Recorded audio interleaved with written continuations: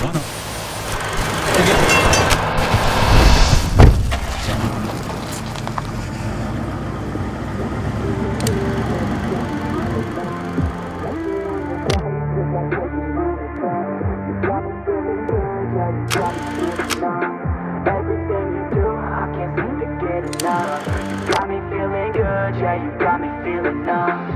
you got me shook from the way your body looks.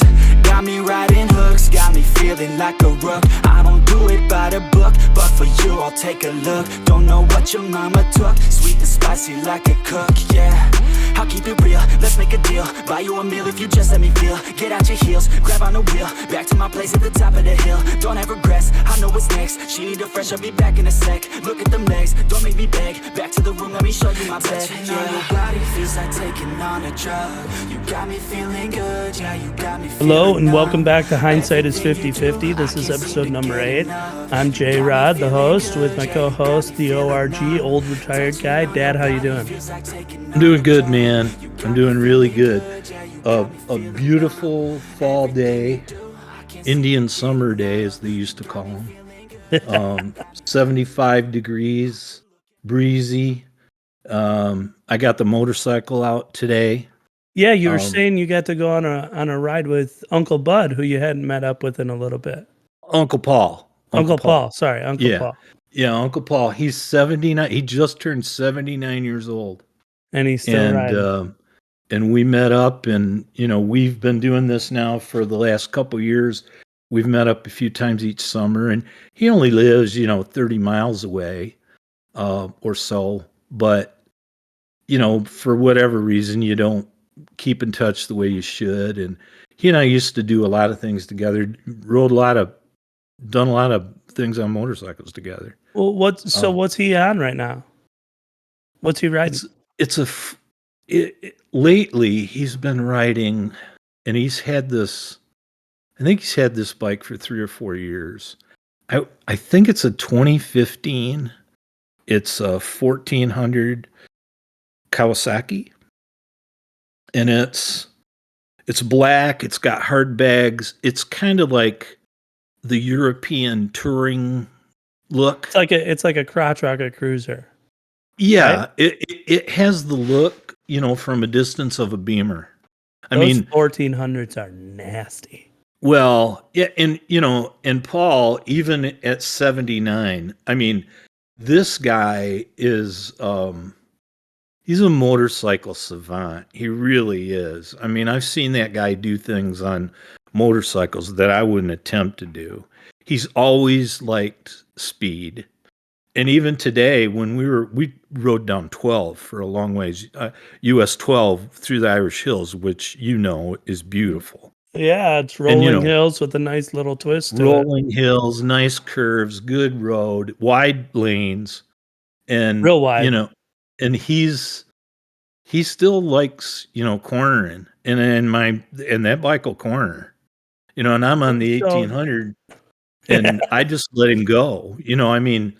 I just, I don't ride next to people a lot anymore. I just don't think it's very smart.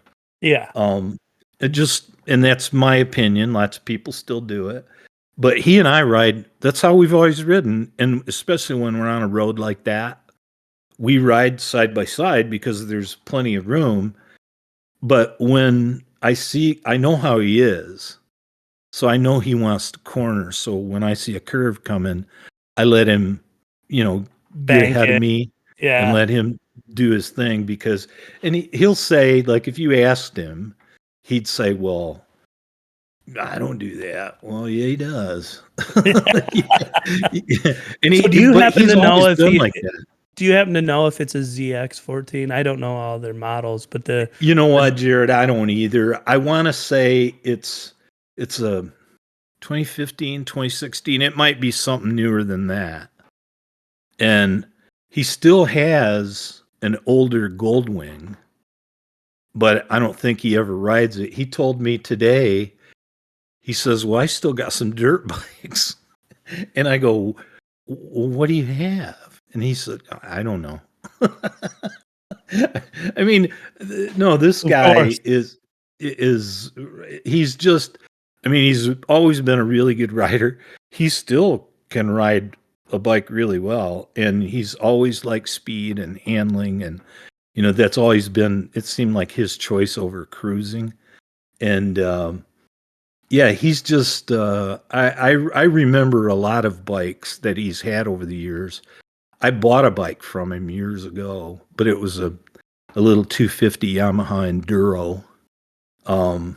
But he's just a master, and he, in his younger years, he was really a master on a motorcycle. He could ride motocross, he could climb hills, he could flat track.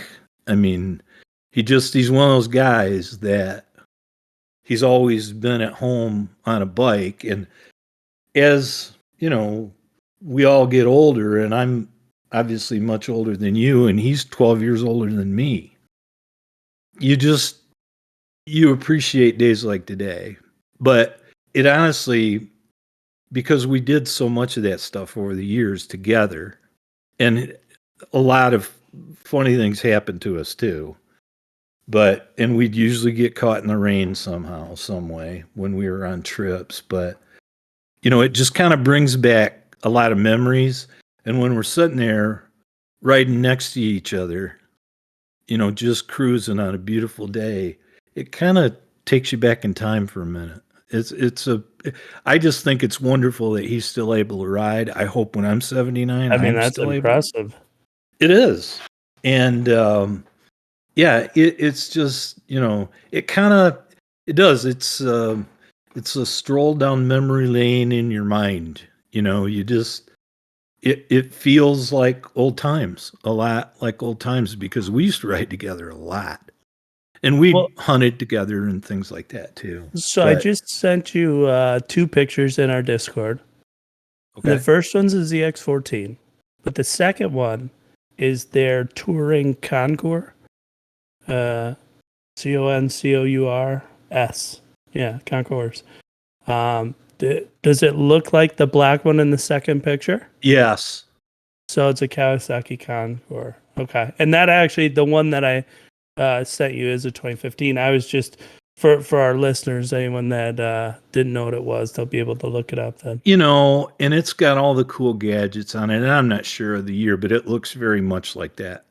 The black bike in the second picture that you sent me, the windshield, you can move it electronically. Yeah, those are awesome. It's got no key. It's got, the key fob thing. It's a very nice bike. He bought it used, and I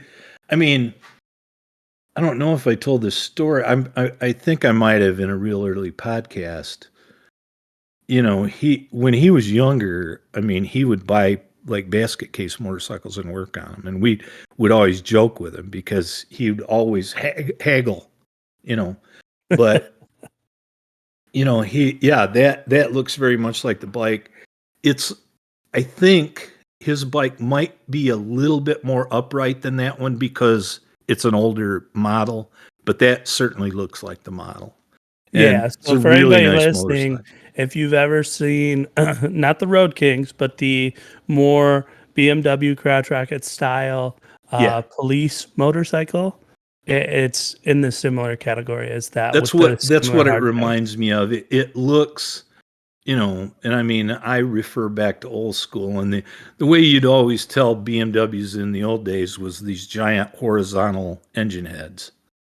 And but they had hard bags. They'd have kind of a, I guess by comparison to other bikes of their day, a more streamlined and mod-looking windshield. And this bike is like that. I've told him before, it suits him. BMW actually brought back those engine heads in their newest motorcycle. Oh, I didn't know that. Yeah, it's a retro cruiser. You could tell a Beamer from a long ways away is when you saw those. Yeah, it's like 2 feet off the bike. Yeah, when they stick straight out. They brought it back, and they even brought back that like flared exhaust. It looks all funny. It looks like some sort of like brass instrument back there. It's chromed out, but it looks like it's the end of like a trombone or something that got bent. Yeah. And they brought that back too. But yeah, An R18 or something. Like I said, he and I, we bow hunted. He shot competitively for Browning for years, and Must Matthews, not be a very good and shot. I don't even. I think he told me. I think he said that he had one time he had 75 bows. My goodness. Yeah. Tell him to toss one my way. Yeah, they would send him a prototype and ask him to shoot it and give him feedback. And then lots of times he'd get to keep it. And I mean, that's pretty cool. Well, these days are, I used to bow hunt with him, but that was a long time ago. I mean, there's bows now that sell for, thousands of dollars, and I think the most I ever paid for a bow, which was a nice Darton bow, a split limb compound in its day, I think I paid like $240 for it. What was your draw? What was the weight? I think that one pulled like 55. But with the cams, it felt like 35. For sure. 55 or 60, But again, I didn't, there's been a whole metamorphosis of bows over the years, and I'm certainly not claiming to be an expert, although he is. And I'm clueless. And you and I were talking about his brother, another uncle of mine, Bud. And, we talked about, Bud's gun room that he had made in the house that he built. And it's, a walk-in gun safe, basically. Oh, my goodness. There's so many. Unique firearms in there, collectibles for sure. But it's like the walls, the bench, the ceiling. Like, it's just covered in guns. At the toe, bows, obviously. But I just remember hearing the story about when he was trying to get the metal door delivered, and they deliver. And I might get this wrong, but I apologize if you're listening. But I believe this is a story. I was like 10 when I heard it. But he was supposed to get either a 4 or 6 inch thick metal door, and instead they brought him an oak door, and it was 6 inch thick oak door, and it's like, oh, boo-hoo. What's gonna get through that? A bulldozer? Well, yeah, but I mean, the whole thing is fireproof. That was what he was going for. But we joke, and we have for a long time about, and Bud is an avid sportsman and still is and has been for years and years. In fact, I think he's the one who got initially Paul into archery. He got us all into archery. That's Bud and Paul are the reasons that I bought a bow, because I'd go hunting with them. And we'd go on trips to northern Michigan, but we would joke about how many guns that Bud has. And I was talking to Paul today when we were having lunch, and I said, I told him that you and I had joked about how many guns that Bud had. And he goes, oh, I got more guns than Bud. And it's like, what? I think he told me he has 2 gun safes, and one of them is a 60 gun safe. 60. Yes. And that's got to be in the basement. It'd fall through the floor if you put it anywhere else. Yeah, it is. Like he had a house built years ago. Did he have it built around a 60 gun safe? It was a split level, with the kind of like Jacob's house, where the basement is. It's a basement, right, but it's a living area too. It's more like a den. Yeah. Yeah. Only Paul's basement is his rec room, and it's great big. And so, yeah, he has his guns down there on a concrete floor, which, it's a good thing. How large is a 60 gun vault? Or locker or whatever. That's only one. That's only one, and these are fireproof gun safes. He's got another. He has at least a 20 gun. That's a safe, not a cabinet. I mean, I just have a cabinet.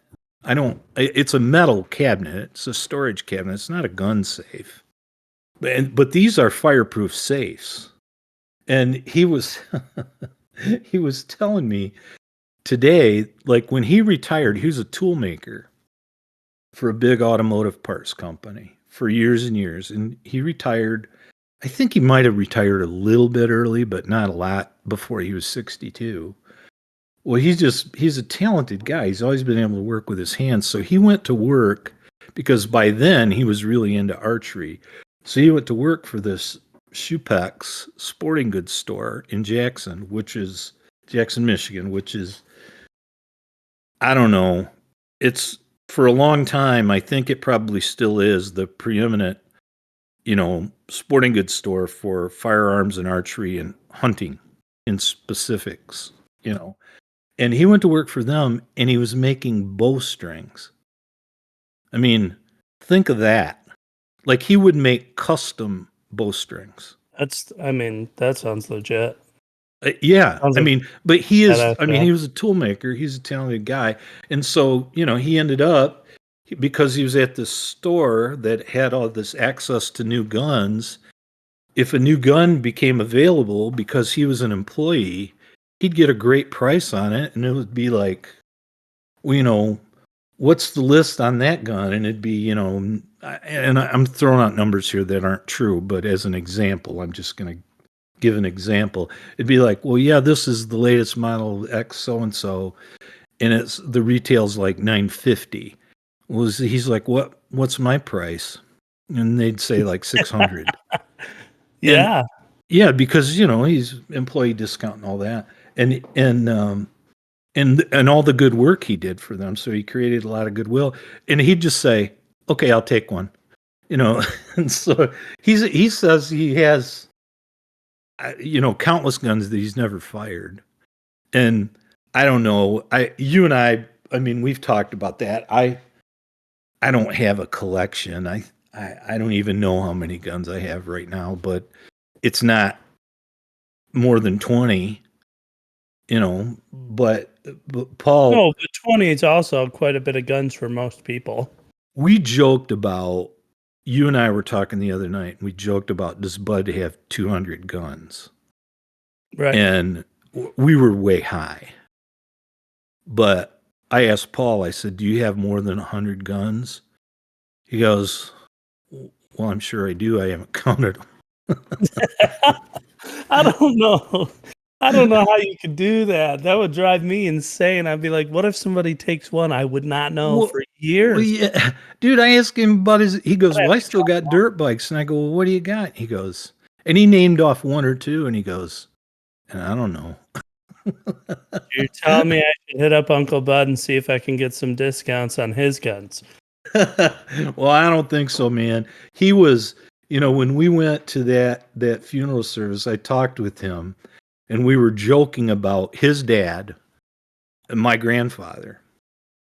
And he, we were talking about him, Walter, and, he's long since passed. But he says, I never showed Dad a gun that he didn't say, hey, Bud, what would you take for that gun?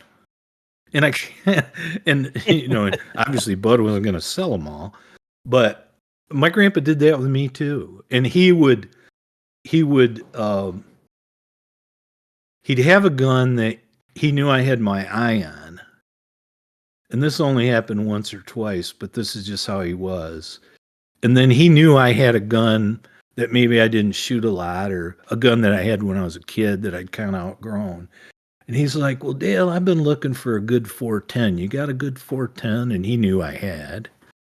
And he says, well, I got this Winchester 16 gauge. I'll trade you.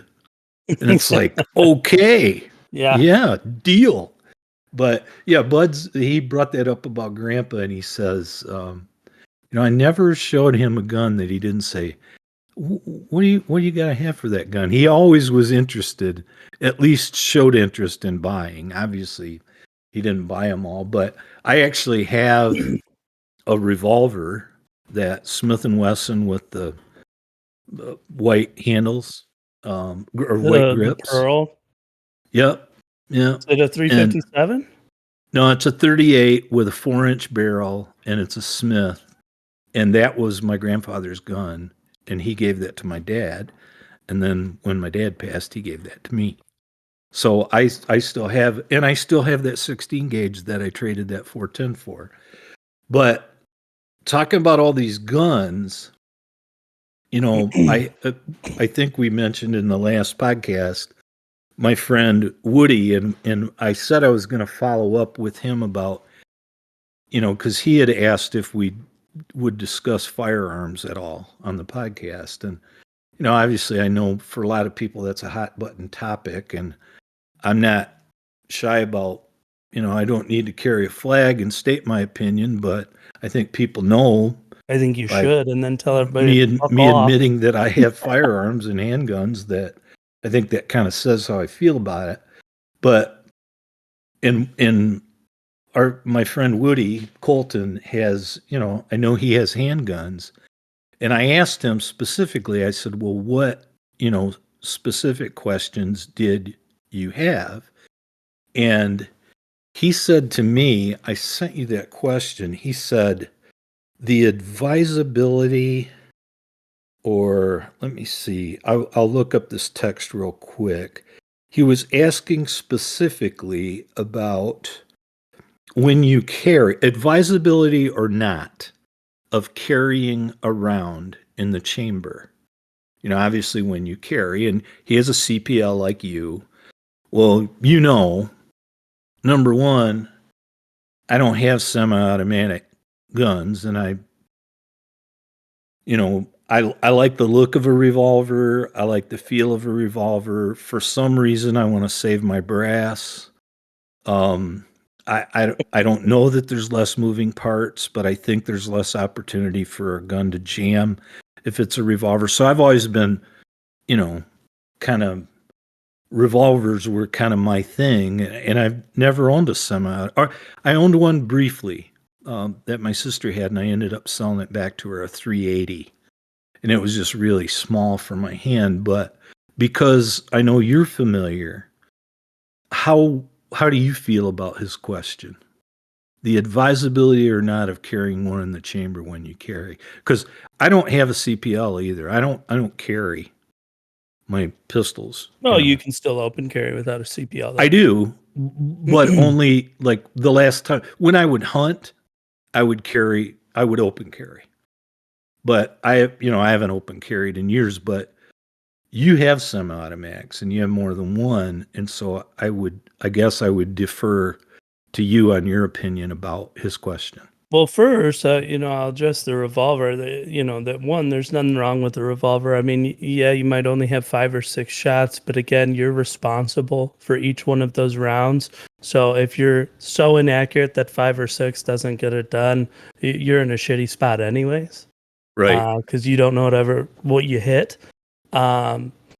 But with a revolver, you have a simple machine, and that's what most people refer to it as, is a simple machine. So it's less likely to jam or fail because you can really only have a misfire, and that's if your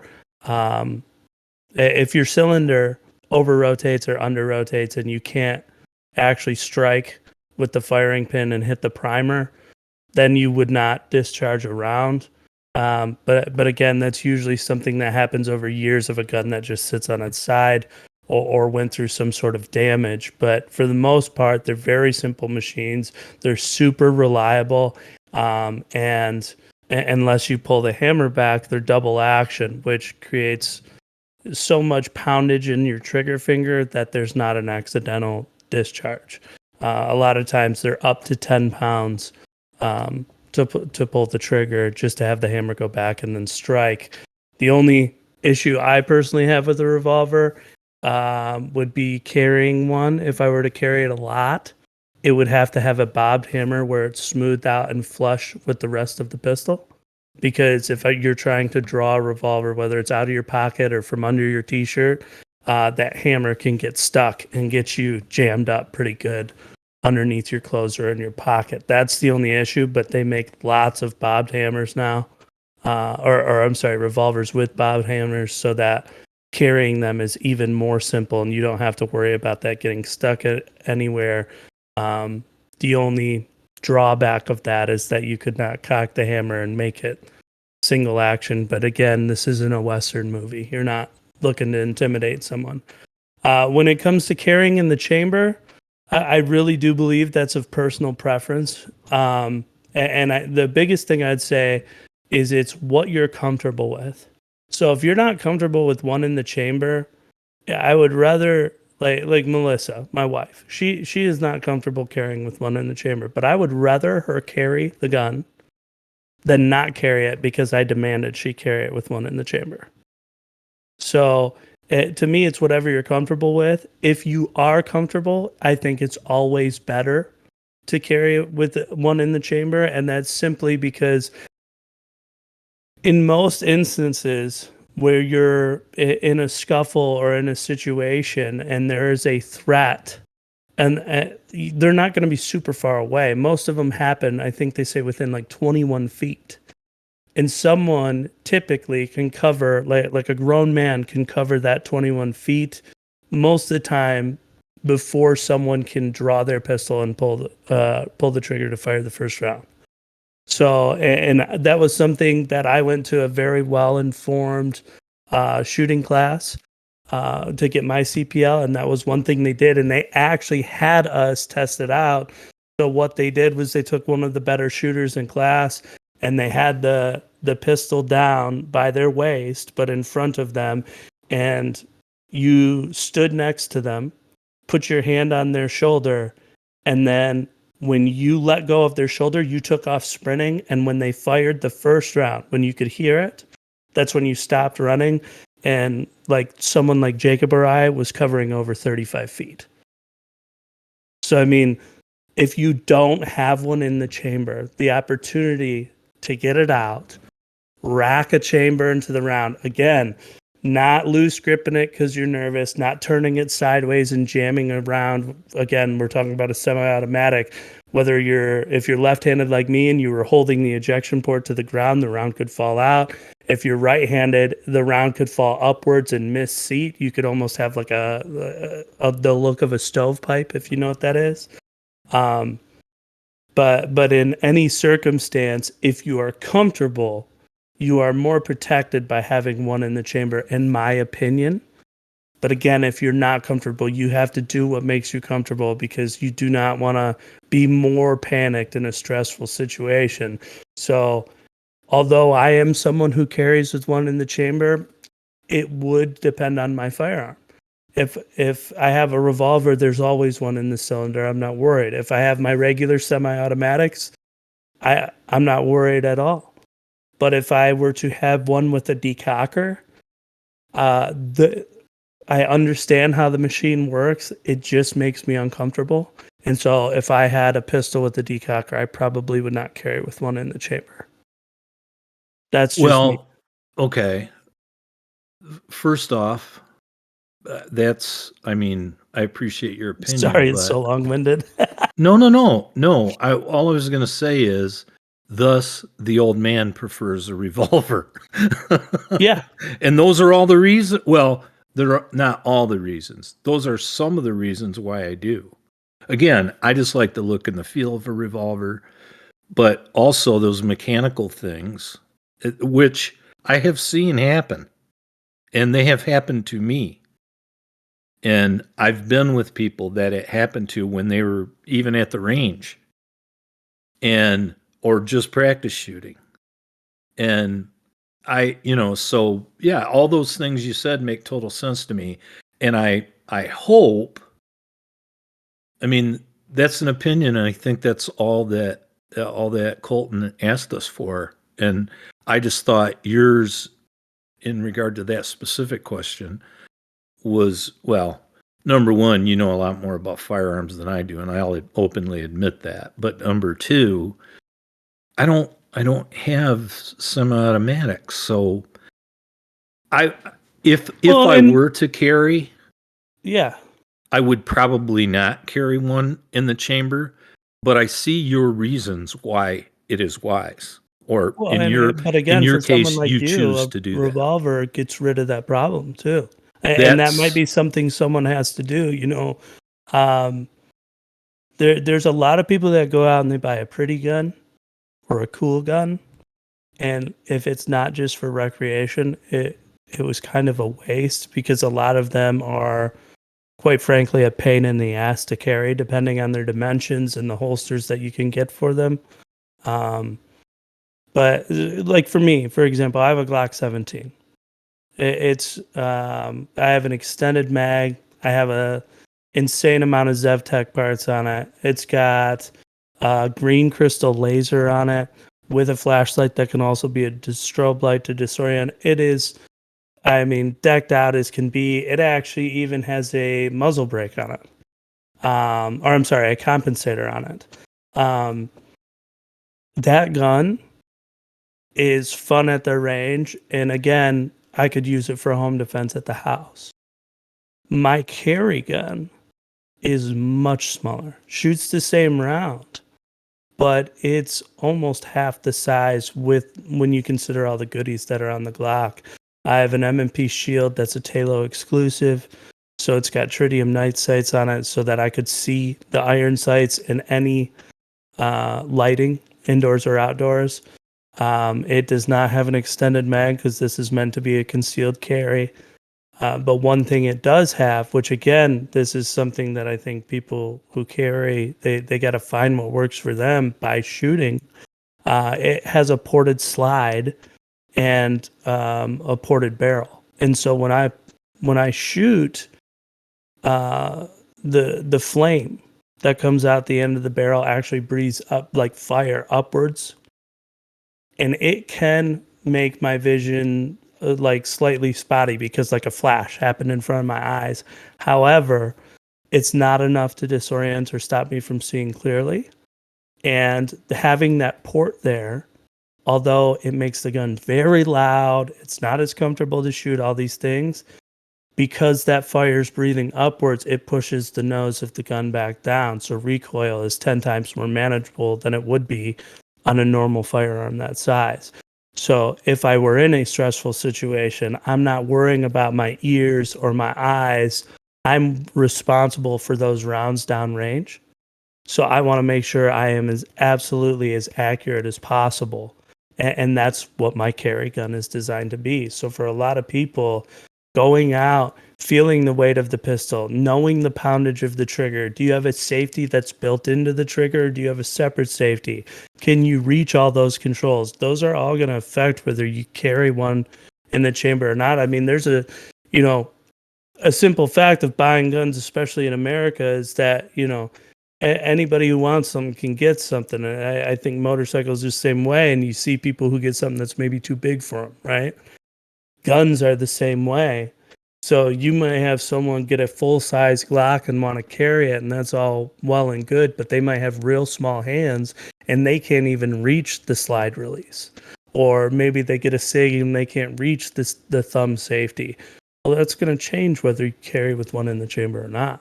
So I think people really do have to not only be comfortable with the fit, but also with the firearm itself, and then have the confidence. But if you have all of those things, it would be silly not to. Well, not to carry from the chamber. You bring up a couple of points that got me to thinking. Number one, like you're familiar with the 357 Smith that I have with the 6-inch barrel. Yes. The Highway Patrolman. Mm-hmm. Okay, that holster, that shoulder holster, it's a leather, and it was made for that gun. Now, I'm not saying, and it's like spring loaded, there's tension inside that holster. So I'm never going to I could hang the hammer up on a coat, but I'm never going to hang that hammer up or hang that gun up in that holster. And so that kind of puts me at ease about that. Now, when you talk about a gun fitting, that 380, and that was a Davis Arms made in America. I bought that from my sister, and I actually traded around some stuff back to her because she wanted it back. And I didn't mind giving it back to her or trading it back to her because that gun was too small for my hand. And it would, I'd end up, my hand was just too big for the grip. I get what happens exactly. Just like how people get to loose and choked up on their rifle and they get scope bite where when they shoot and it comes back straight into the scope knocks them in the eye. Yep. I watched you do it once. Yeah, I've done it. You bled like a son of a gun. But people get slide bite. And that's another thing. You buy a little thing that you want to tuck into your pocket, but you have no idea if it fits your hand well because you're not practicing enough at the range or whatever. And you pull that out and you go to discharge it. You might get the first round off, but when that slide shuts and it takes the webbing between your index finger and your thumb and that hurts. You're probably going to drop the gun, and now you're shit out of luck. Well, I didn't drop the gun, but I said a few choice words, and the gun was just too small for my hand.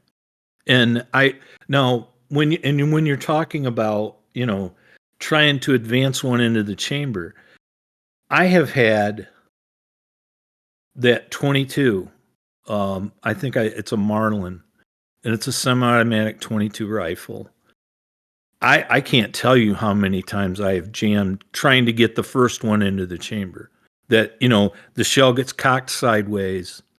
Mm-hmm. Now, and that 308 that you have now, that Savage. Yep. I mean, that thing's a deer slayer, man. I killed deer. I mean, every year I'd kill a deer with that gun. And I mean, I killed a deer from 300 yards with that gun.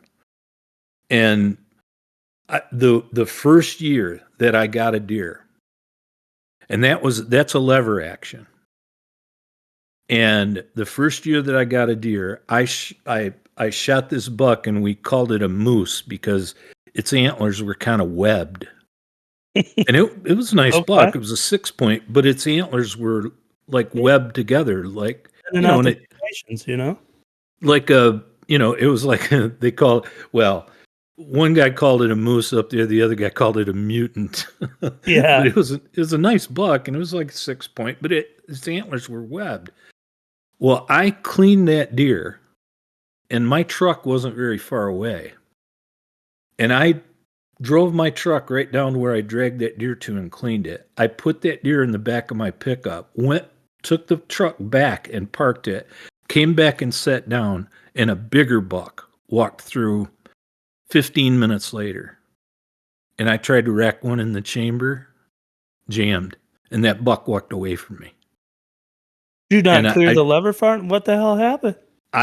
From advancing from the clip to into the chamber with the lever, it jammed, and I mean, I'm literally sitting there, trying to figure out what's going on, and the shell got a little bit cocked. Yeah, well, because the deer literally walked away, and it was a bigger buck than the one I killed. And that was, again, that's just, I like the looks of revolvers. I'd like you called them a simple gun or whatever, and that's fine with me. Yeah, they only got a couple moving parts. Yeah, I'm fine with that because that's I've just had those things happen to me, and but I think your answer was good, and it's a personal choice, and it's all about confidence and comfort. And, I know that Colton used to do a lot of shooting. I'm assuming he still goes to the range. So it's not like he's a novice. I mean, he's owned guns for a while, and he's familiar. But when he was asking me, I think several months ago when he was looking at buying another gun, I think he asked if you had a Glock, and when I talked to you, I answered him back, and he said, "Well, what do you think?" And I said, "Dude, I have revolvers," and he said, "Why?" And I told him the same reasons I told you. It's like I like the looks of them, I like the feel of them, and I don't think they have as many moving parts. And for anyone who's worried they're too heavy, they make Aero 8 frames now, which are incredible. And I don't lose my brass. And it's like, that's not important to me. I mean, I haven't even shot either one of any handgun I have. I haven't shot in 2 or 3 years. So, it's not like I'm an avid shooter. But the other thing I would add, just before we get off it, about carrying one in the chamber, I actually do a bit of a hybrid, I should say. So, like, I guess I didn't list this as, one of the options that I think about, but this is actually what I do in practice is many times, if the gun's like in the car with me and I'm driving, there's not one in the chamber. If I'm locking it up, I have different home defense firearms. So when I'm done out and about, it doesn't have one in the chamber. One, I like to cycle my rounds through and just make sure my magazines are feeding properly. My slide's still greased enough that nothing's going to malfunction. I just like to know everything's operating before I leave the house. But two, I also change out the ammunition. Like if your gun is in your car a lot, let's say throughout the winter, the pressure inside your shells can change, or inside your each round can change, and that would affect essentially the terminal velocity and everything else created from that round hitting someone. So I change out my ammo if it's old. But I also I do not always have one in the chamber. But like if I'm going somewhere and it's like, okay, I'm about to be out in public, so this is a concealed carry. I don't want everyone to know that I have it. I don't want to be fiddle farting around with it. Before I get out of the car, one goes in the chamber and then it's on my way so that I don't have to touch it again for it to be ready to go. Anytime I'm going to be going to an area where safety could be of concern, then on the car ride, there's already going to be one in the chamber. But many times, if it's just everyday use and it's in the car, I don't have one in the chamber while it's just sitting in the door, sitting in the holster, in the glove box, whatever the case may be. So I did want to throw that out there. Just, if some people were doing the same thing or wondering if that's silly or not, you're welcome to think it is silly, but that is what I do in practice. And for me, it's just, again, when you're dealing with the semi-automatic, by having to load that round in and not just having it sit there all the time, not only am I cycling the ammo, making sure the spring in the magazine's good, but I'm also making sure that slide is working. It's not going to jam. And then when I don't need one in the chamber, I'm not just having one there for no reason. I was, while you're talking, I was counting. I have 3 revolvers and I have a Derringer. Now, I don't change out my ammo, which I should. And that's my fault. But at least once a year, and again, I haven't fired any of these guns in a while. Usually on one of the crappier days in the wintertime, when it's so snowy and cold and windy, you don't want to leave the house. I get a fire going in the fireplace. The TV's on, your mom's doing her thing. I've got a tray I bring in, I clean, oil, and make sure everything's up to snuff.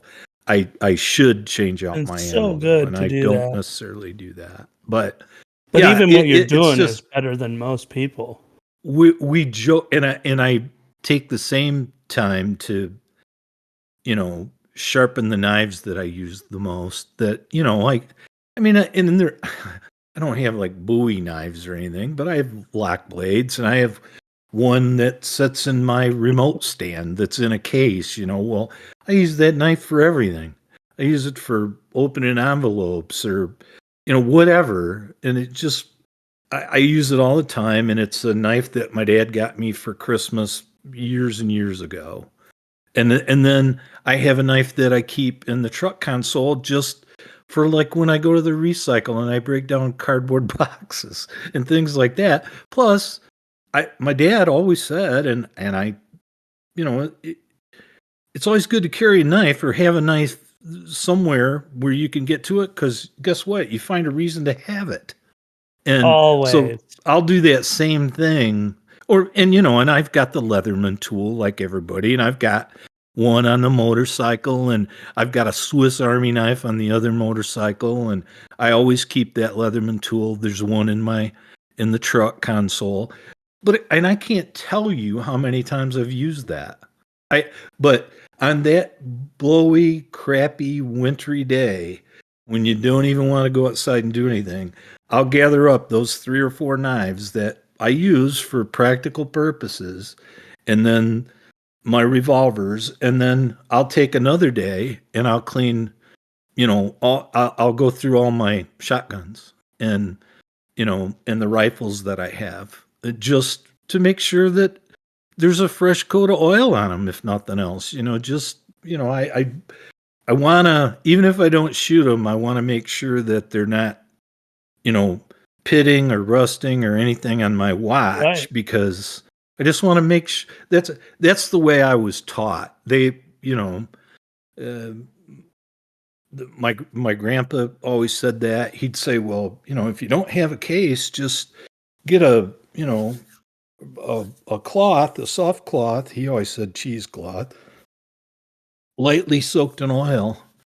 And if you're not going to shoot the gun, just keep it in a box and wrap it in that, and I'm not talking about a saturated cloth, but again, just something, you're trying to care for metal and all that. It's the way I was taught. And after I clean mine, and usually it's not every time, so I don't want anybody to think that it's not like I'm ignoring her, but when Melissa wants to talk and it's like, I know it's going to be a story, whether it's venting or just going to be like what they did on a vacation or something. It's like, all right, time to put the guns on the table, and I clean them. But when I put them back, only a couple of them actually go in their case, and then the rest of them, I have them set on towels so that I don't have to dry any little incidental extra grease on there, or dry it off and potentially dry out the barrel or the gun or anything like that. I just lay them on there so that those beach towels will actually absorb it, so they're a little more hydrated. Plus, some of them, like if you have a blued rifle, like one of my collector's rifles is, you clean it a little bit differently so you don't take the bluing off. Well, anyway, I think, your explanation on what you do and the comfort thing and that, as far as carrying one in the chamber, that's the best answer. I did want to, there isn't, I don't know that there's a great segue, but it's still sports of sorts. Yeah, what's in sports news? Well, I just wanted to talk about last weekend in college football, and which was terrible because Michigan, I think we've established how much I feel about college football. By the way, one last thing on guns. It's hilarious about that highway patrolman, because it's got that nice shoulder holster that's made for it. If I were to carry that, and not open carry it, if I were to carry it either way, whether it was on the outside or under a coat, you have to keep something heavy in your other pocket because you don't want to be walking in circles. Well, yeah, it's a hand cannon, man, and it'll make you lean one way. But anyway, I happened to watch.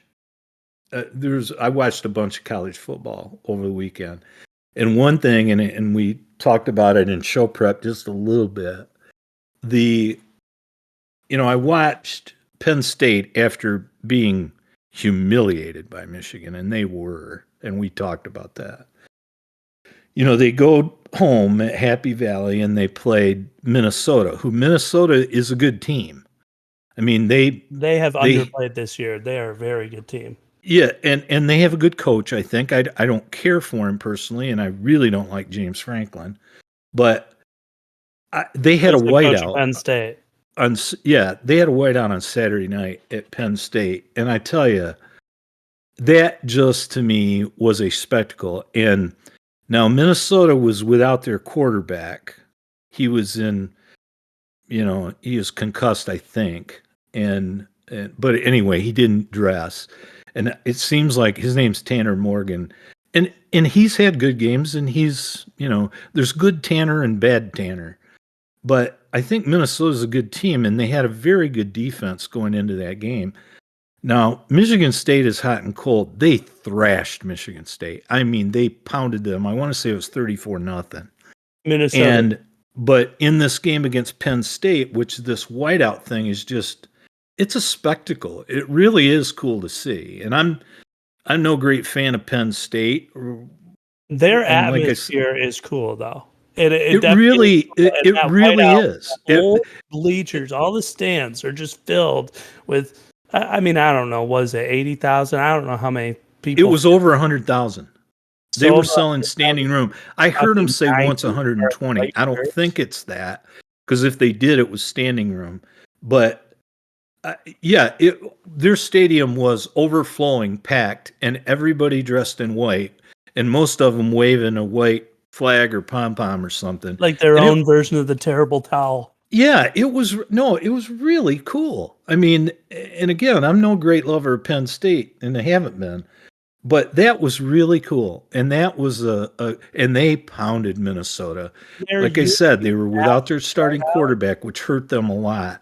But I mean, they beat Minnesota as bad as Michigan beat them, and the score I think was actually worse. But they pounded them, and it was impressive. Now, I watched a lot of the LSU Ole Miss game.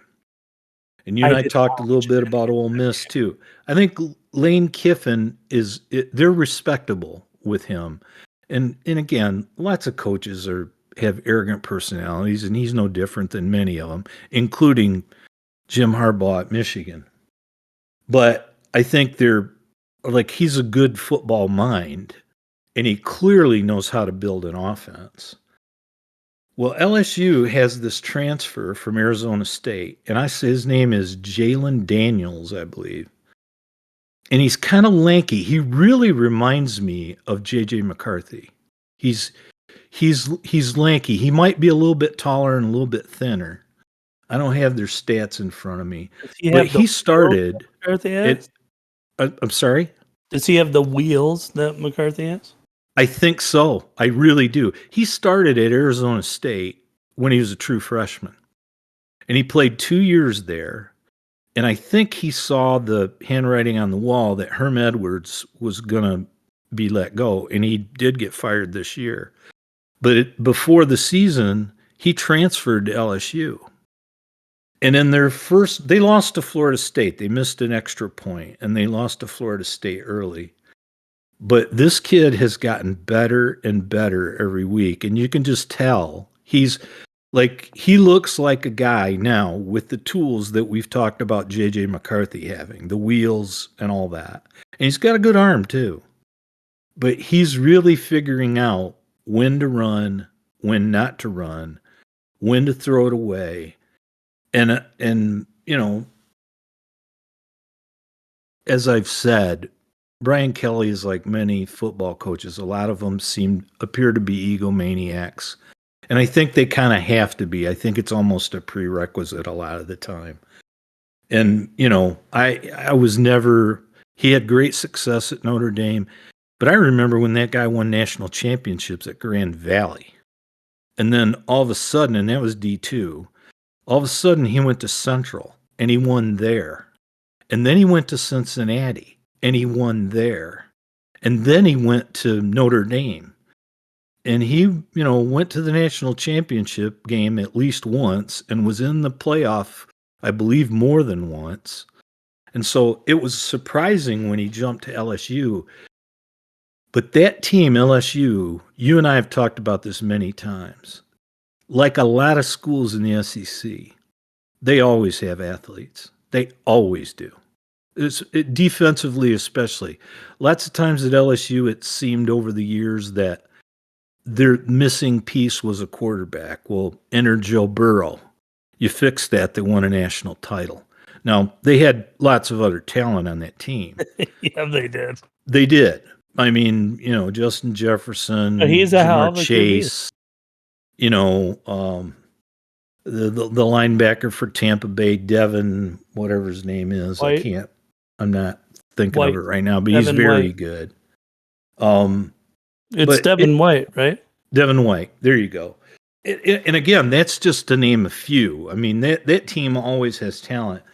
But I watched this quarterback becoming more and more comfortable with the system and gaining confidence. Ole Miss was ranked 7th going into that game. LSU was unranked. I think Ole Miss was overrated. But I mean, LSU pounded them. They pounded them. They were down 17-3 in that game. I want to say it was 17-3. LSU was down, and man, they came roaring back. and that game wasn't close at the end. So when I see all this talent in the SEC, and there's a lot of schools, and you know how I feel about that. Right now Florida's in a coaching transition. Florida will be back if this guy's the right guy, and he may be. This is his first year. He might be the right guy. But Florida's always going to have athletes. Ole Miss puts athletes in the pros. Even when Ed Orgeron was the coach there and he couldn't win a game in the SEC, there were individual athletes that were very good. And when you are Ole Miss and you're recruiting against LSU and Florida when they're good, and Alabama and Georgia, and you had Spurrier at South Carolina for a long time, you're not going to be able to keep all those guys home, even the Mississippi guys. But they've always had some level of talent, even there. I also watched. I checked in on the A&M game, okay. And they lost that Max Johnson, I think, for the year. And I'm not sure that he was, the end all be all anyway. He's not very fleet of foot. He's a lefty. I think he floats the ball a lot, but he actually got beat out by this other quarterback, and then they put Max Johnson in because they weren't succeeding. You got Jimbo Fisher down there, who I want to say in 2020 or 2021 signed a huge contract extension. And he's a great coach because nobody wants to see these guys moving around. You get a guy, you almost have to sign him long term. And then, they always have a buyout clause, so they can leave if they think the grass is greener. But, I watch all these teams, and I watch A&M. They had the number one recruiting class in the country last year. They had one of the top 4 or 5 in the country, and maybe even higher than that in the previous year to that. And I mean, and then they give Jimbo Fisher all this money. Well, I know how, Alan, our friend Alan, lived in Texas for a long time, and not being a native Texan, he got his fill of not only the Dallas Cowboys, but A&M and especially UT. And I look at A&M, and I mean, they are grossly underachieving for the talent that they have on that roster. And the people there the people in Texas are very impatient because they're all high budget programs. They expect to win. I mean, they got a lot invested. And a lot now is pay to win. Well, and especially now with the NILs, I mean, there's a lot of people got a lot of money out there, even more, and now it's legal. For athletes to try and win, it's like people expect results like never before. Well, and I think that I'm not saying Jimbo's on the hot seat, but he may become one of those guys that becomes unhappy. I think that's all that happened to I don't know what Brian Kelly thinks. I think that's what happened to him. He had a great deal of success at Notre Dame. I think you do with a lot of shit at Notre Dame, though. That's it. And again, every major college thinks they ought to win every game. And with the way things are, you're just not. Even Nick Saban doesn't do that. Not anymore. And he's good, he's legendary. And so I really think that's what. I don't know that Brian Kelly, if he had said to Notre Dame, "Hey, LSU offered me X," I got to believe Notre Dame would have matched it and trumped it. But I think he probably figured that maybe it was time to move on. But when I watched them play Mississippi, and again, they've always got athletes, and then I see this quarterback maturing. I mean, that team, I believe, if they keep their, head between their shoulders, where it should be, that's going to be a team that nobody wants to play by the end of this year. Now, well, and I think he's in a the competitive SEC, guy, though. I mean, he won at every level, right? And Yeah. like if you think of like a Cincinnati to then Notre Dame, that to me is the natural progression.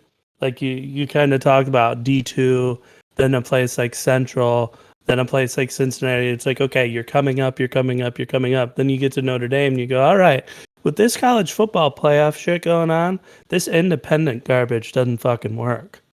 Well, And so it's like for him, if he goes to LSU, it's like now he's got a chance to not only get some of the best athletes, but also be a contender. And he's taking the next step up. It's like, what's better than Notre Dame? Get to an LSU. Well, yeah, and you said it right. He went from being an independent to now he's in the toughest conference in the world. So you better bring it every week. But now, even a couple losses on your record in the toughest conference, you're still have. I mean, I understand fans are gonna come after you, but at the same time, I think you get a little bit more grace than you would at like Notre Dame, where it's like you might play nobody all year because you're independent schedule, and then you play one big name team and you get blown out, and now you're not ranked anymore. I feel like those fans are gonna almost weigh on you heavier because they don't have, being independent, you don't have that comparison. As to where in the SEC, it's like, well, LSU's got 2 losses. It's like, yeah, but they play in the SEC. I think you get a little more respect and there's no question leeway about that. You're right about that. You're right about that. You know, and he had, you know, Kelly had success at Cincinnati. One of his assistants was Butch Jones. When Kelly left and went to Notre Dame, Butch Jones became the head coach. He continued to have success. Tennessee hired him, and he, you know, within a very short period of time fell on his face. It's a tough league. Brett Bielema, nobody wanted to play Wisconsin when Brett Bielema was coach. You know they're going to be huge. You know they're going to have a good running game. And normally they would have enough passing to be really tough, and they're going to have a good defense.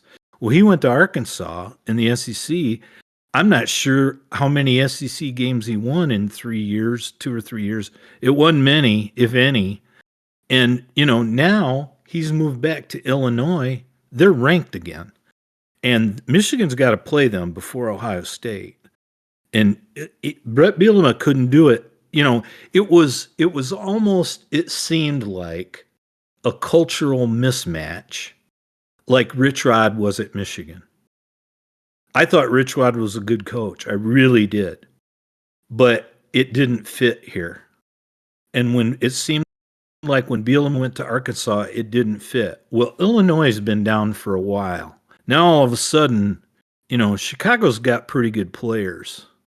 Plus, he's Brett Bielema. Like him or not, he can recruit.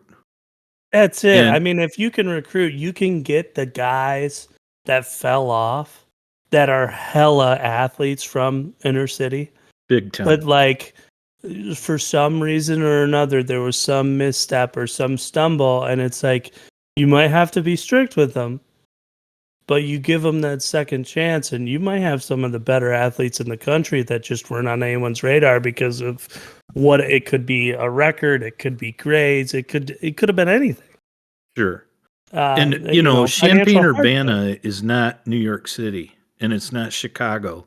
So you got to have a drawing card to get guys to want to go there. And when you're a good coach with, again, he's got a blemish on his record because he didn't have good success at Arkansas. When you got that pocket money from NIL deals, you can get a lot of those kids who wouldn't come. Again, I don't think it was a cultural fit for him to go to Arkansas. But it seems like at Illinois, he's in the Big Ten. Again, he's got a good defense again. He's got a really good running game.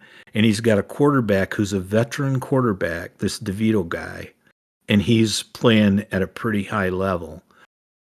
I just, you know, Michigan plays them the week before Ohio State. That's going to be really interesting because Illinois is in the top 25 now. And I think they only have one loss.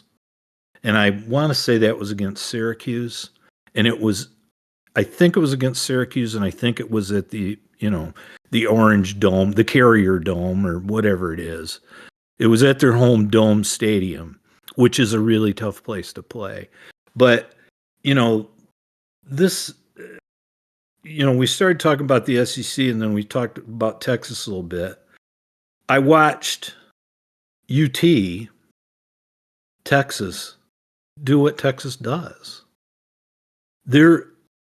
I thought we talked about this before, I think, because of the charisma, whatever it is, the rep that it's University of Texas.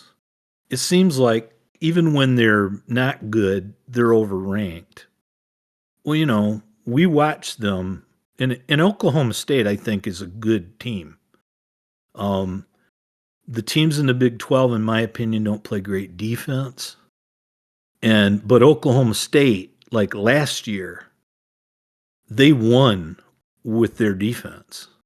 Yeah, when you get one of those teams, one of those high-power offense teams who even has an average defense, they become a problem. And that's Oak just State's it. been having a decent secondary, but they're getting pressure to the quarterback. And it's like, if you can make other people go 3 and out, they strike like lightning. It's like they do. And you'll put someone down in a hurry. You're right. Offensively, and they have always been like that. Now, last year, they had Malcolm Rodriguez, who now plays for the Lions, and I know the Lions suck, and I don't even want to go there. As a linebacker, he looks like a stud. I think he's a good player. Well, their coordinator was Jim Knowles. Again, nobody in the Big 12, in my opinion, plays great defense. Last year, Oklahoma State played pretty good defense, so Jim Knowles immediately went to Ohio State. He's now their defensive coordinator. Fuck that guy. and so you want me to tell you my opinion on that? Yeah, but like Ohio State, when you get a team that in that league that has a potent offense, which they always do, and like you said, better than a pedestrian defense. Because this is Matador defense in the Big 12, man, and it has been for a long time. I've talked about it in the past. It's like I've always felt it's 1 touchdown per quarter because people are going to touch the ball at least twice, probably several times per quarter. So I've always felt that if you hold a team to 28 points or less, your defense did its job at least enough. And all your offense needs to do is score more than 28 points. But when you're dealing with like an Oak State, I think that number moves up to 35 points. And we saw that against Texas. Texas scores 34 points. Oak State scores 41. It's like, because they have that Matador defense, their offenses are more prolific. I think the numbers skew a little bit, but it's still the same thing where instead of being, Big Ten football or SEC football, and you're hoping to keep someone under 28, in this case, they're constantly saying, if we hold you to 35 or less, we know we're putting up 50. And I think that's where Oak State is. I think that's why they're doing as well this season, is because their defense isn't going to shut you down all game. But if they can stop you 1, 2, maybe even 3 drives, their offense is going to beat you. I tell you, the team that I think you need to watch for in that league's TCU. Sonny Dykes, Gary Patterson was there for years and years. And he was a defensive-minded coach. Now, they had good offenses at times, but he was a defensive-minded coach. And in the Big 12, his defenses, especially towards the latter part of his tenure there, weren't great. Well, they got rid of him. They hired Sonny Dykes. Sonny Dykes was at SMU before that. Sonny Dykes, his teams always put up points. And TCU... actually, they're really explosive on offense. Really, they've got a quarterback who's a tough nut, man. He is a big kid. He's a strong kid. He's not afraid to run. He's not a sprinter, but he's not afraid to run. he's tough as nails. I think his name's Max Duggan. You're talking about Oak State? TCU. Oh, TCU. Sorry. Yeah, and Sonny Dykes is the coach there now, and he had prolific offenses at SMU. His name's been known in college football for being an offensive guy. That team's tough. I watched a lot of the Kansas State TCU game, and Kansas State was dominating them. Kansas State. They might have been up, 28-10 or something like that in that game, and then TCU put on the brakes on K-State's offense and just rolled them. I know that TCU's good this year, but like I was when you were talking about the quarterback, I was thinking about the one from Oak State. Spencer Sanders. Is it? Yeah, Sanders sounds right. But he went from you almost watched him transition during the Texas game, where it's like he went from this athlete that was like almost trying to do too much to then in the fourth quarter, he became an incredibly cerebral quarterback. It was like, I'm going to take every single yard you give me, whether it's running, whether it's throwing. They audibled to a run a couple times where it was just like he knew they only needed 3, so why go play action? And they managed the game and they scored late, but he just it was like a video game. It was like someone pressed a button, like the clutch factor, and he turned into a different player. And I don't know the TCU quarterback you're talking about. I know they're good this year, but when I watched Oak State, it's like if that QB plays like he played in that fourth quarter, they're going to be tough to beat. I mean, he's tough. That was just great play. He's got good wheels. It seems like he knows when to run. To me, and Gundy, and people make fun of him because he's the guy who said, I'm a man, I'm 40, and you're going to chew on somebody, chew on me. He did that a few years ago and everybody laughed at him. Plus he's, had the mullet for years and everybody makes fun of that. But I don't. I tell you what, and people don't, I don't think they get enough credit for this. He has good backs there too. They have tough.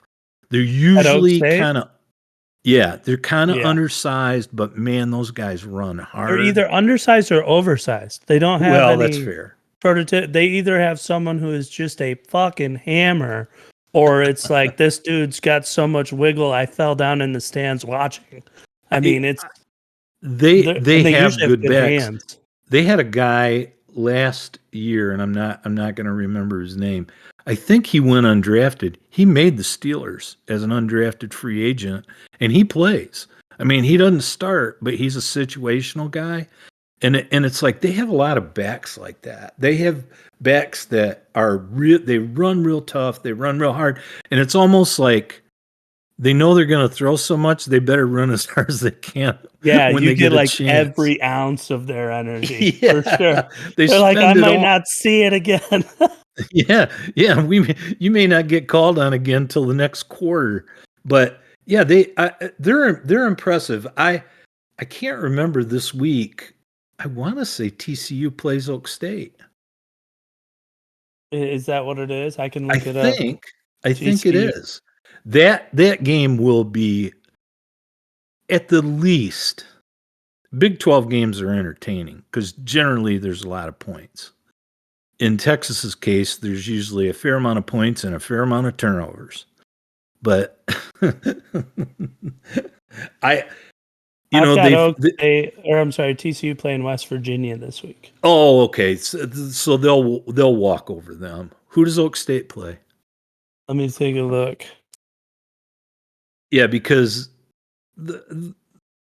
that's an air raid league. I mean, it's not, but it is. They do video game scoring in that league. Rad for sure. They play Kansas State. There you go. So, that should be a good game.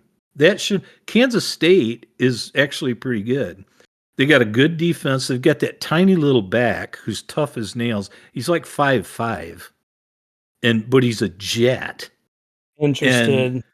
And they put guys in the league too. Kansas State has, Like they're not like LSU. They don't churn out NFLers like they do, but they put guys in the league. I mean, they're respectable. They're respectable. Did Kaepernick play at Kansas State? He played at Nevada. Did he? Man, I thought he transferred there, but I must be wrong. You know who's the starter, and he got hurt in that TCU game. The starter for K-State, who was having a great year until he got hurt against TCU, is Adrian Martinez, who played at Nebraska last year. Yeah, the runner. He was number 3 at Nebraska, and he ran all over the place. He's running and throwing and was having a great year, and I think I used to, Jacob always liked him, your brother, and I would always tease him. I'd call him Mick Martinez or Turnover Martinez. Because he did it against Michigan more than once. I mean, Nebraska, I want to say last year had Michigan on the ropes, and he turned the ball over twice in the fourth quarter. And it was like, I would joke with him. When Jacob likes somebody, I poke holes in their game like I've got it right. But no, it should be. I mean, there's some good games this weekend. We got Michigan State. I always dread it because I know they can be. We've talked about it before. Michigan State can be a pile of dog dung, and they will give Michigan their best game. Now, I think Michigan this year is a much better team than them. We'll see. Harbaugh hasn't beaten Mel Tucker yet. So we in segueing out of that, we talked about, I don't know if it was last week or the week before, we talked about an Allen story, my buddy Allen. Yeah. And we talked about sharing an Allen story each podcast. So this one's it's a classic Allen story, goofball, We were going on a motorcycle trip. We rode our bikes up to Ludington.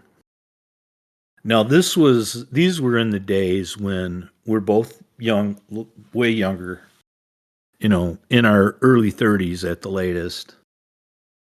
And we're, maybe mid 30s, but we ride our bikes to Ludington, our motorcycles, and we take the car ferry across Lake Michigan to land in Wisconsin. And I think on that trip, really all we were doing was we were going to go over to Wisconsin and then ride up through Wisconsin, go across the UP and back down. It was, like 4-day trip. So we get to Ludington in the afternoon. The car ferry doesn't leave till 7. And, so we have cocktails and, it's a 90-degree day. We go to this car ferry, and I don't know if it's a great big, to me, it's a ship. I think actually at least one of them is still functioning.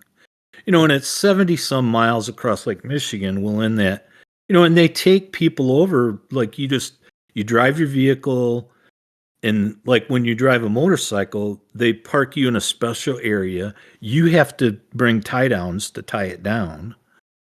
And then you just kind of have run of the ship. Well, there's several decks. Like there's a lounge that's a great big area with a bunch of TVs. There's I think there's a bar on every deck.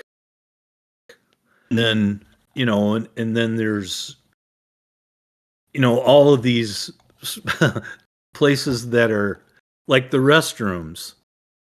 You have to kind of walk through a maze to find them because it's a ship. Everything's laid out really weird. And these ships were built long ago. Now some of them at that time had been renovated, but they'd been built a long time ago, and they had fresh paint on them and stuff, but you could tell they were older. We get our bikes on there, we're at the bar, and I've got to find a bathroom. I mean, I just have to go. And there was this you had to walk down this corridor and up this ladder and then down another corridor. It's like up these open graded steps. Your pants on the way. It wasn't a ladder, but it was like open metal graded steps, so it's actually kind of weird. There weren't solid walls as you were going up there. There's rails, but it was just kind of strange. So I have to go to the bathroom. I don't even know that he's behind me. And I mean, I open the bathroom door and it's like there's a stall and the door's closed. Well, right next to that, and there's walls on all sides of the stall, obviously. Well, right next to that, there's a urinal. And so I just walk up there, and I didn't easily use the stall anyway. I just got to pee. So I walk around to this urinal. Well, I didn't even know he was behind me. And he's, all of a sudden I hear the door open. I'm standing at the urinal. And whoever was in that stall just blows this massive explosion.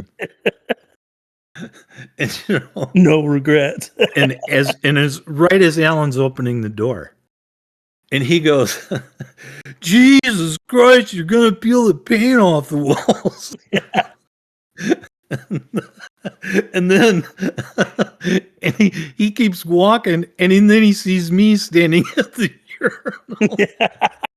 And he does puts his hand over his mouth like, oops. So, childhood humor in our 30s. What's better than that, right? Yeah. But that's, those are just... I don't think I've ever run backwards this fast before. Dude, I'm not kidding you. I mean, just infantile locker room humor. And it's always been that way. And that's, But the best part of that story is that you were there, though. Like, if he told you he did that to someone because he thought it was you, that would have been funny. But the fact that you got to witness it, yes, that is amazing. Well, I'm sure he thought it was me. I'm sure he didn't know anybody else was in there. But the balls just to and say it. Well, it's just, and I know it's childish, but God, it's funny. But I mean, can you imagine if he had accidentally walked into the ladies' restroom or something? I mean, like just no filter, no regard, just typical Alan. It's just and at least 30 years ago, probably 35 years ago, when that happened, I still laugh telling the story. That's how funny it was. And in the moment, and when he looks at me, he sees me standing there and he puts his hand over his mouth like, oops. Yeah, I mean, I'd have been laughing so hard, I've been struggling. Oh my gosh. Oh my gosh. Just, I mean, stupid, but still funny. Still funny. And, I know last week we started to talk about a couple of movies, and one of them we talked about was Jeremiah Johnson. And I talked about how many times I had seen that movie. Well, after we talked about it, I watched it again. Of course you did. I woke up some insane hour on Saturday morning, and Max is upstairs acting like he wants to go outside. Well, all he wants is for somebody to come downstairs. So it was like 5 a.m. and I let him outside. I don't think he did anything. And then I just sat on the couch, and that's what he wanted. He wanted just you wanted and Max company. Watching Jeremiah Johnson. Food, yes. And food. Yeah, I want a treat, and I'll watch Jeremiah Johnson with you, but give me a treat.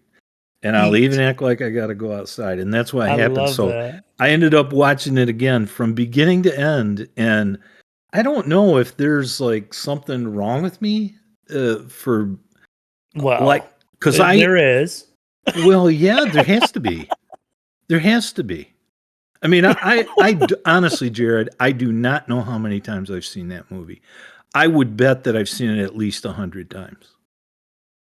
I mean, it's probably one of the movies you've seen complete the most times. I mean, we've all seen bits and pieces of movies on TV, but like you'll sit down and watch that whole movie. Right. And that's what I did. It is not a short movie. And you had mentioned something when we were talking about it. You had said, well, there's not very much talking. Well, I think you're right, but I also think there's a little bit more than you thought.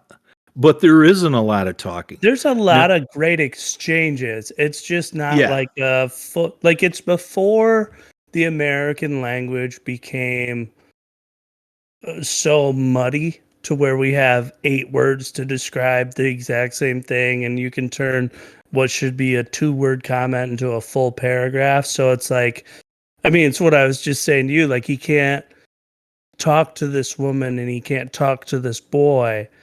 Or, I mean, like, they're not speaking the same language, and he's looking at him and he's like, food, yes? And it's just little things like that where it's not a full written dialogue, and even in his exchanges, they're like pointed sentences with really good quips or one-liner responses, and it's not, it's that old like Western exchange where one guy says something, the other guy says something smart ass back, and that's it. It's not a whole conversation. You had mentioned some things about that show, and I was paying attention for those things as I watched it. Number one, this is a guy who doesn't talk a lot. He's very introverted. So that was a big part of the movie. Plus, when he has to basically adopt this kid whose family got killed by Indians, and whose mother is, bereaved with grief and eventually goes crazy.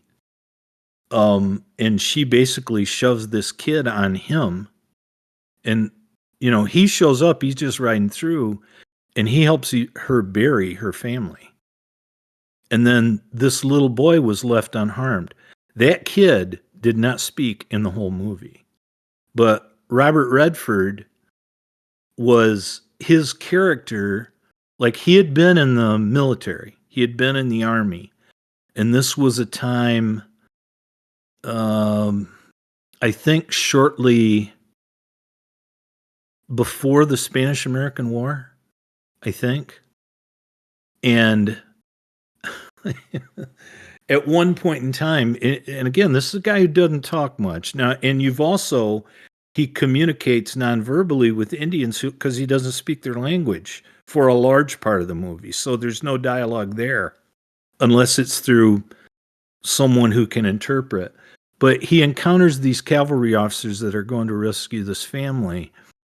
And they ask him, they said, well, did you serve in the military? He said, yes. And he said, the military guy said something about the war. And Redford goes, what war? He says, the Spanish-American War. And Redford goes, who won? I mean, there's so many of those things. And you had mentioned it. And so I just, as much as I know the lines in that movie because I've seen it so many times, I picked out that line because it was so poignant at the time. But he was a really introverted guy who was disillusioned, who, like many prior to 1825, 1830, just thought that he would go west and become a mountain man and live by himself. And he really was inexperienced. And, so many people go out there and fail. And he likely would have too, had he not had a lot of help. But I don't know. That's one of those movies that there weren't a ton of special effects, and the scenery was absolutely beautiful.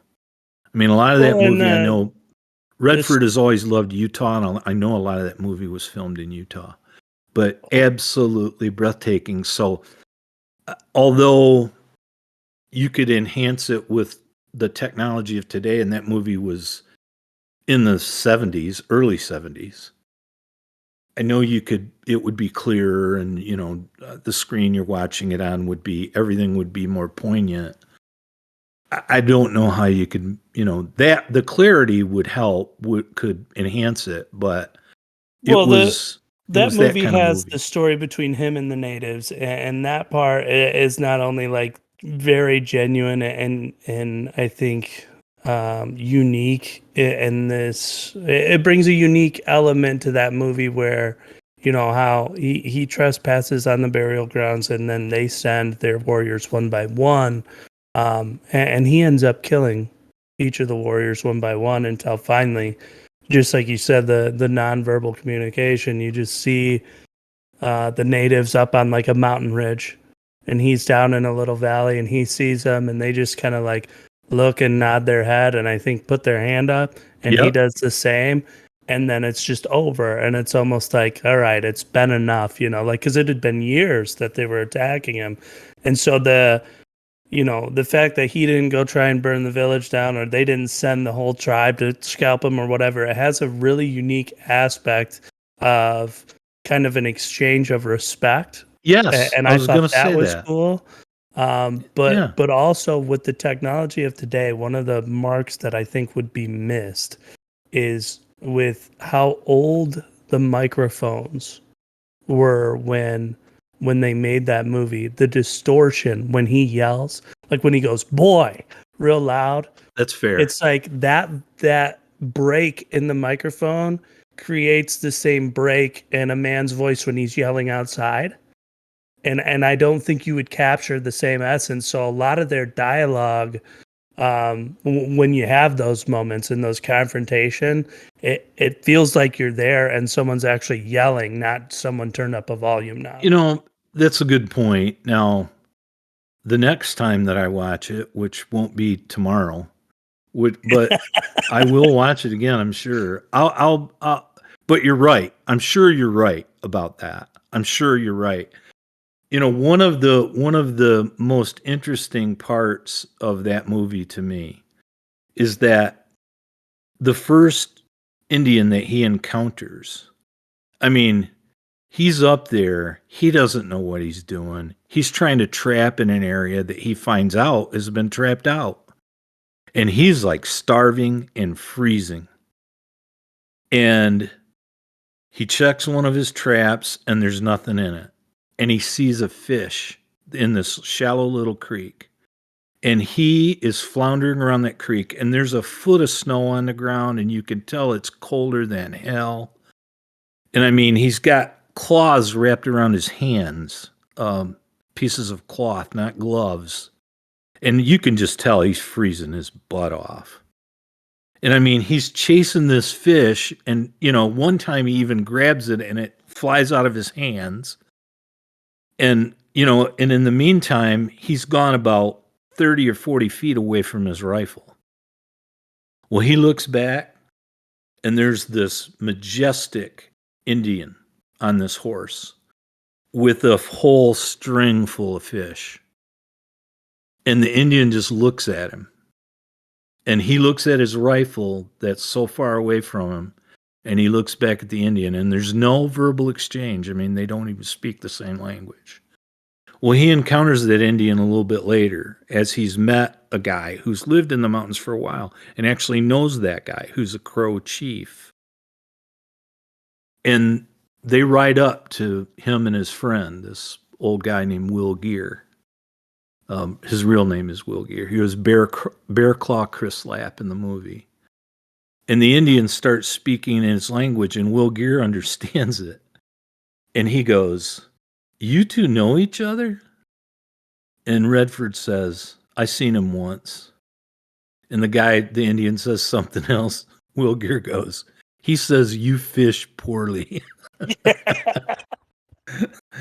I mean, there's just... there's so much. I mean, the guy we talked about last time, the guy who gets buried up to his neck. Oh. It's like, I don't remember the line. You probably do because you just saw it. But it's like, he asks him if he's seen somebody, and he's like, "I haven't seen anybody in front of me, but I can't say much for what's been behind me." Yeah, and then he goes, Indians put you here? He goes, "'Tweren't Mormons." I mean, I don't know. A lot of I don't know. It's definitely. I'm sure a lot of guys that are your age and younger would think it's totally outdated, and it probably is. Well, and it's dry humor too. But I think there is humor in it. There is. It's like, you fish poorly. Nobody's passing in front of me, but I can't. He says, "You all right?" He goes, "Yeah, I got a fine horse under me." And he's buried up to his neck. No, it's just, it's one of the, to me, it's one of the all-time classics. I obviously never get tired of it. And after we, and I'd seen it so many times, but after we talked about it last week, I watched it again, and I will watch it again. And I'm sure you're right about the sound quality too. But next week maybe we can, we'll talk about another movie. We can add that to the list, and I'll certainly have another Alan story, because those are abundant. Yeah, absolutely. I mean, I think those are good topics, and I mean, we don't want you to run out of Alan stories, but as many times you want to bring them up, I'm sure people would love to hear it. I think if this podcast ran for 5 years and I told an Alan story a week, I don't think I'd run out of Alan stories. There you go. I don't think it's been that, it's been that fun of a ride, knowing him, being friends with him. And I'm sure to a lot of people, it's just like, what are you guys talking about? That's not funny. Well, if you were there, trust me, it was funny. I mean, I laugh at the stories. I can't imagine how bad I'd have been laughing if I was there. But I mean, I remember him at Joe's wedding, and I don't remember the exact circumstance, but he had got in the doghouse with Wendy. Yep. And he just came over and he goes, "I'm in the doghouse." And just the way he said it, we all start laughing. Well, you could see it was a joke, but his butt puckered at the same time. I'm laughing now, but painful later. And he will admit this many times in a case like that. He's his own worst enemy. Oh God, he feeds because he'll say it where the person that's mad at him can hear it. Mm-hmm, and it's like, lots of people don't take kindly to that. Oh, yeah. I remember she was upset with him. I don't remember why, and it doesn't matter why. No, but it was just a funny moment. It was just one of the coolest things, and Joe's was the first wedding he did. And this isn't a funny Alan story. This is just an Alan story. I mean, you're talking about a guy who's given presentations in front of hundreds of people at the same time. I mean, probably given like 50 blowjobs to 50 men. He's, public speaking, he's not afraid of that. And I remember at Joe's wedding, as you guys, he went up there first, and as you guys came up, and I was sitting in the front row, and I remember he was shaking. He was so happy and so excited. And for the first, I don't know, it seemed like, it's hard to keep track of time, 15, 20 seconds, his voice was cracking. I mean, he was really emotional. And having Jacob up there near him doesn't help either. I'm sorry? I said having Jacob up there near him didn't help either. Well, that's true. Well, you know what? Jacob, and I remember this about Joe's wedding too. His eyes were welled up. Yeah. When Joe, oh yeah. Jacob's eyes were welled up when Joe came walking down. His eyes were welled up, and so I see Alan about to break down. I'm sure you were fine. I see Jacob about to break down, and so then I'm sitting there. I'm just this old pulling on guy. my nuts, I'm ready to start bawling. It's like, God, get me out of this. But no, it was just really touching. It was real, and I know, as you've talked about it, and I don't want people to get tired of us talking about him because there's a lot to talk about and a lot of really good things.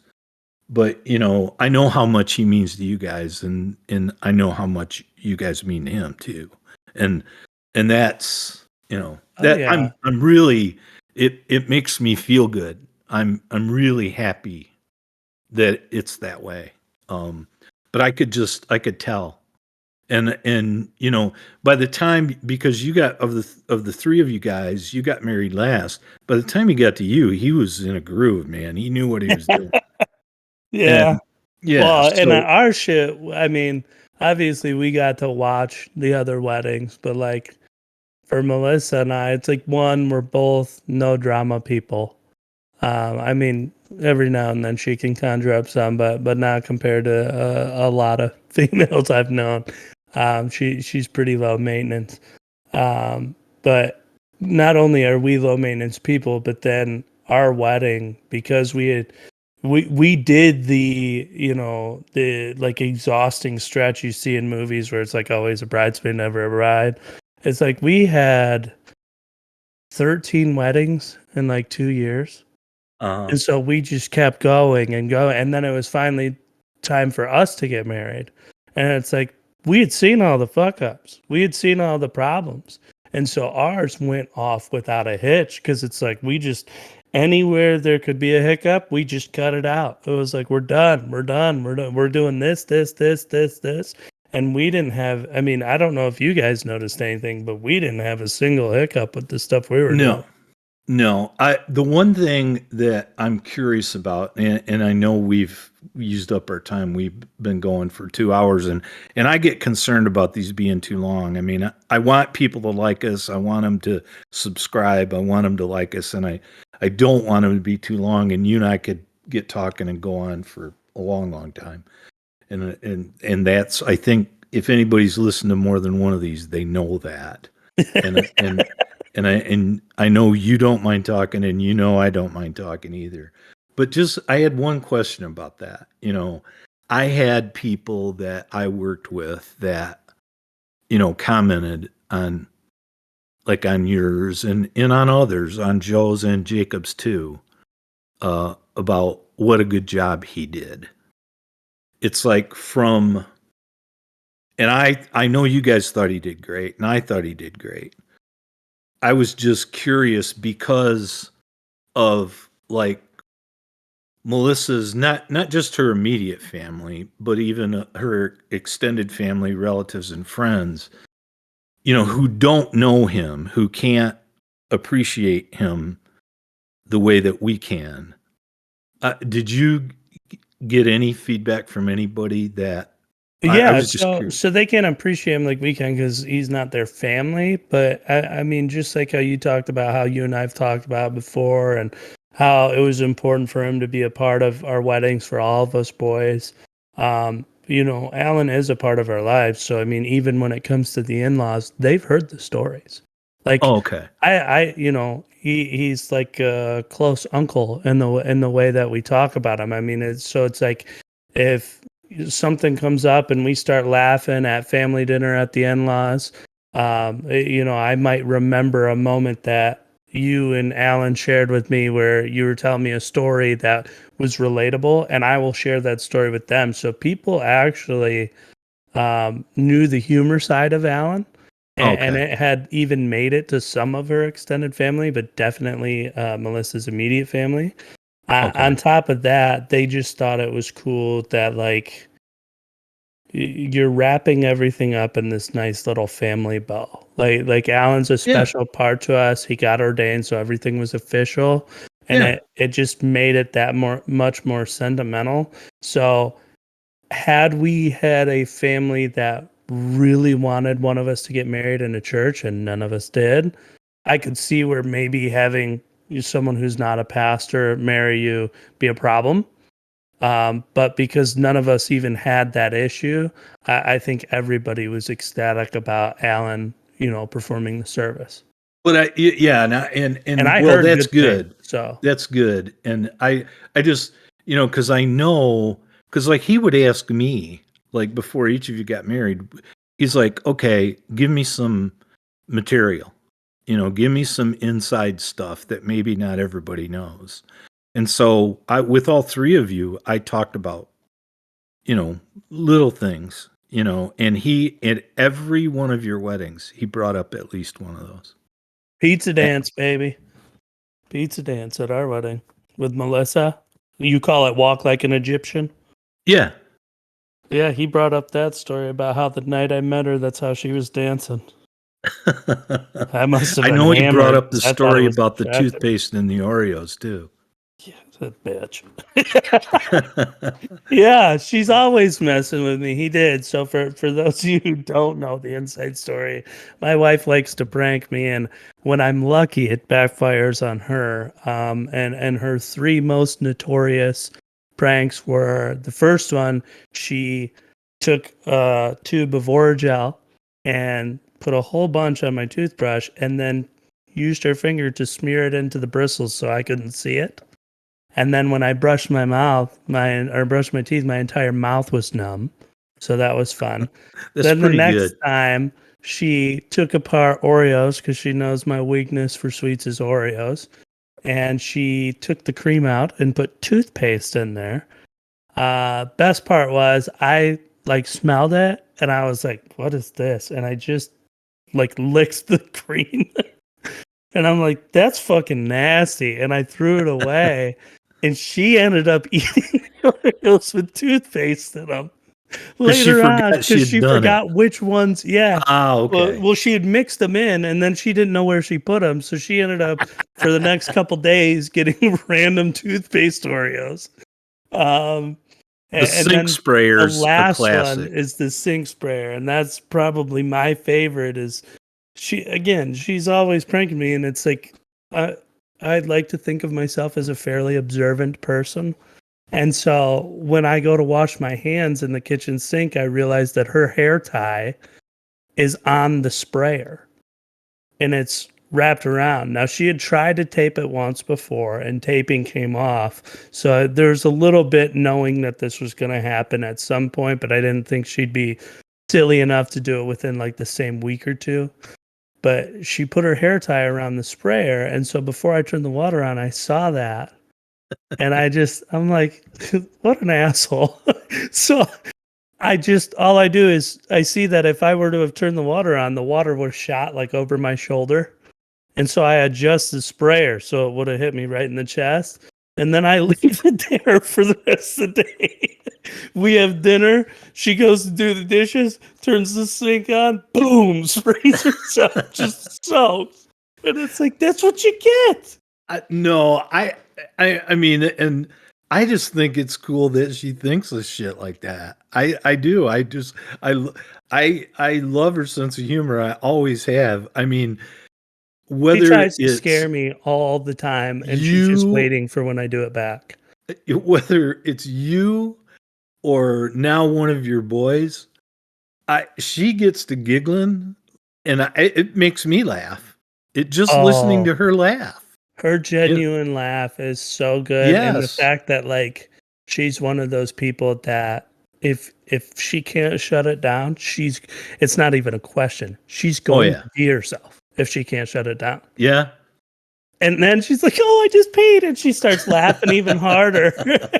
But no, they're priceless moments. I've always loved her sense of humor. No, I was just curious because, when I asked the question about Alan, I mean, obviously, I think he did a great job. I thought, he made it real personal. He made it short. He did the requirements, and then he added some humor. At every one of your weddings, there was a couple of chuckles in there, and that's the kind of person he is. He knows that's kind of how we are, and I was curious, if people that her parents told me that they really appreciated what he did, but part of the jokes that you're talking about, I think what was so well done about it was he knew how to flirt with the line, but not cross it. So like with the girls, although he knows we love them and he loves them because they're going to be part of our family, he wasn't going to push too hard because you don't want to offend anyone. But with the guys, he's known us our whole life, so he knows from you or from experiencing it, like the embarrassing moments. And so he did enough to tease us to where the entire audience felt like they got let in on a slightly embarrassing personal fact. But on a little bit of a private joke. Exactly. Yeah. And it was enough to be like, oh, gotcha, but you're not like frustrated about it. I mean, again, people I work with, Carson and others, they just, I mean, until the weddings, none of them had ever met him, but they know him because of all the stories I've told. And so they know him. But in the case of like Melissa's parents and their friends and people that I hadn't even met before, they didn't know Alan. And it's like, and I was just wondering, what perception they had. Well, there's certainly no missing him because I mean he's got a great big personality and he's a great big fucking guy. Yeah. So it's like when he comes in, it's like, this is Alan. Take it, like it. I don't give a shit. But he's here. Yeah. It's like, he and I were at your wedding, and I remember this, and it happened, I think, at Joe's wedding too. We were standing on the dance floor, but on the edge of the dance floor, and we were talking. And it was at a time where there was a break, the music wasn't actively going on, the DJ wasn't working, and we were standing next to each other and we were just, talking. And Carson said, "Can you guys move?" And I says, "What?" He goes, "We don't have any light over here." No, he is a big dude. But playful and just I mean, he fits in with our family just fine. Yeah. Boy, we are a large bunch when we're all together. I'll tell you, I mean, that's the funniest thing about the wedding photos is like, so we've got our family, then Melissa's family, then there's a couple like mixed in with friends. And then at the end, we took a great big picture with everybody that was the immediate family and part of the wedding party. And it's like, so right down the middle, it's split between Melissa's side and my side.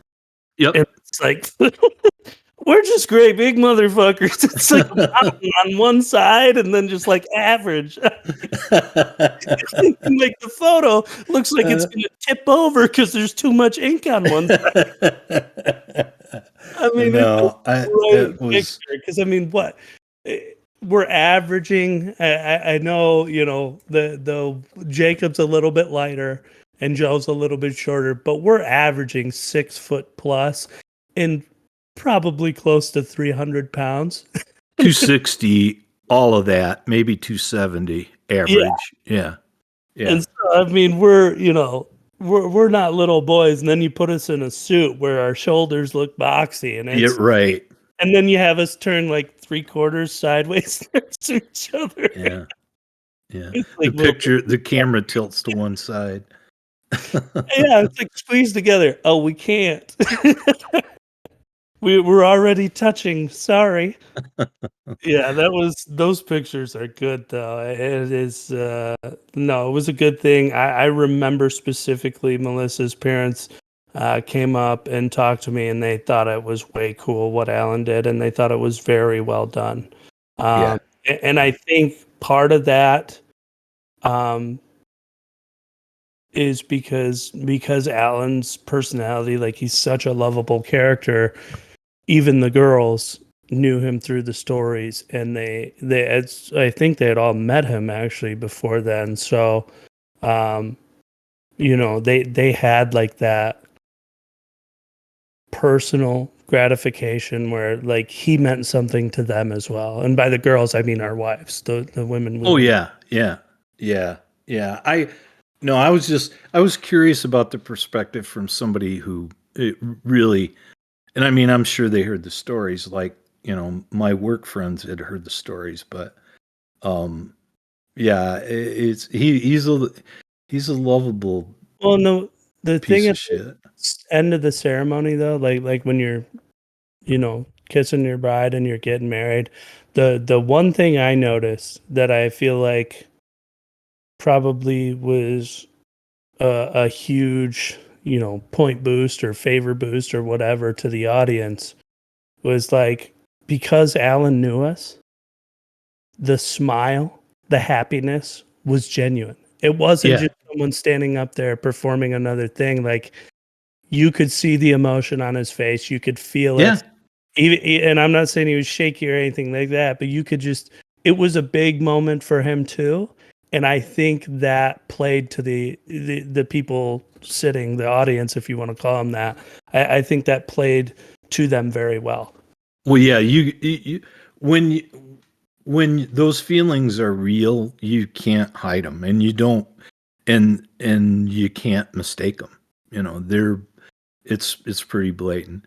Hey, buddy. Yeah, it's time to wrap it up. I'm all good. Are you? I am. And we'll talk next week. We'll figure out another movie to talk about. I'm sure we'll have another Alan story, and we'll figure out what happens this weekend. You want to try and push for 3 hours or 4 next time? No. All right. Well, thank you, everyone. If you made it this far, you're incredible. I probably wouldn't have, but we appreciate you guys listening, watching, whatever you want to call it. You know, please like, share, subscribe, and continue to come back. We appreciate any feedback that you can give us. If you have questions, feel free to comment below, and we'll respond to those or you know, entertain them and bring them up on the next podcast. If you have any topics that you'd like us to cover, please share and let us know. But other than that, be safe, be smart, make good choices, and peace out. Take care. Love you. Got me feeling good, yeah, you got me feeling numb. Everything you do, I can't seem to get enough. You got me feeling good, yeah, you got me feeling numb. Touching on your body feels like taking on a drug. You got me feeling good, yeah, you got me feeling numb. Everything you do, I can't seem to get enough. You got me feeling good, yeah, you got me feeling numb. I could look at you all day, watch the way them hips sway. Love your body